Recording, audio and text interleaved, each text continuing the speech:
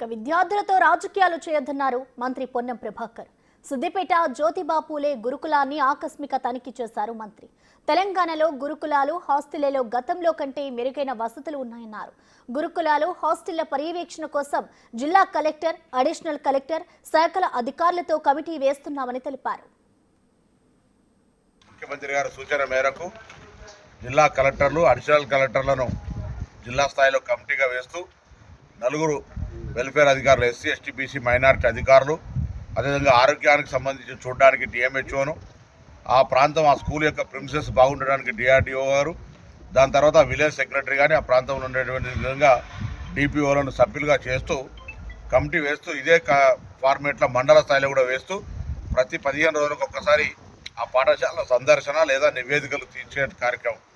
ఎక్కడ food poison అవకాశం లేకుండా కిచెన్ కానీ శానిటేషన్ కానీ అన్ని రకాలు చూడమని చెప్తాను. దాంతో పాటుగా ఇప్పటికే మేము ఛార్జీలు, కాస్మెటిక్ ఛార్జీలు పెంచబడ్డాయి. ఫుడ్ మెనూ అందరూ మార్చుకోవాల్సిందే.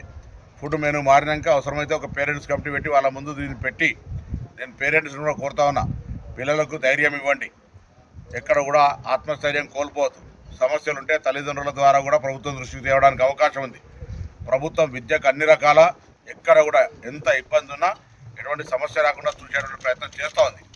కాబట్టి దీని మీద కూడా రాజకీయం చేసే విధంగా 10 సంవత్సరాల అధికారం ఉన్న కిరాయిలు ఇవ్వలేక, మెస్ ఛార్జీలు ఇవ్వలేక, నిత్యం సరఫరా చేసిన ఫుడ్ సప్లయర్ కూడా పేమెంట్ లేని పరిస్థితుల నుంచి ఇలా వాటన్నింటినీ స్ట్రీమ్లైన్ చేస్తూ ఉన్నాం.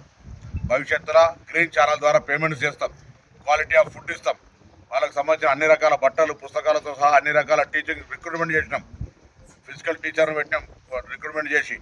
సో వీటన్నిటి ద్వారా కూడా సమస్య లేకుండా చేయడానికి స్టేట్ కలెక్టర్స్ కాన్ఫరెన్స్లో కూడా చెప్పడం జరిగింది. సో వీటన్నిటి ద్వారా మేము ఎప్పుడు కూడా కన్సర్న్ ఉన్నాం.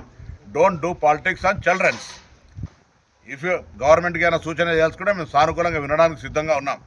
బ్యాక్వర్డ్ క్లాస్ వెల్ఫేర్ తెలంగాణ మంత్రిగా మిగతా ఎస్సీ, ఎస్టీ, మైనార్టీకి సంబంధించినటువంటి గురుకులాల్లో కూడా మాకు ఒక విద్యార్థి నాయకుడు కాబట్టి నేను మరీ కోరుతా ఉన్నా, ఆ యొక్క ఈ గురుకులాలు లేదా వెల్ఫేర్ హాస్టల్స్ నిర్వహించే సందర్భంలో ఎక్కడ ఏ సమస్య ఉన్నా దయచేసి ప్రభుత్వం దృష్టికి తీసుకురండి.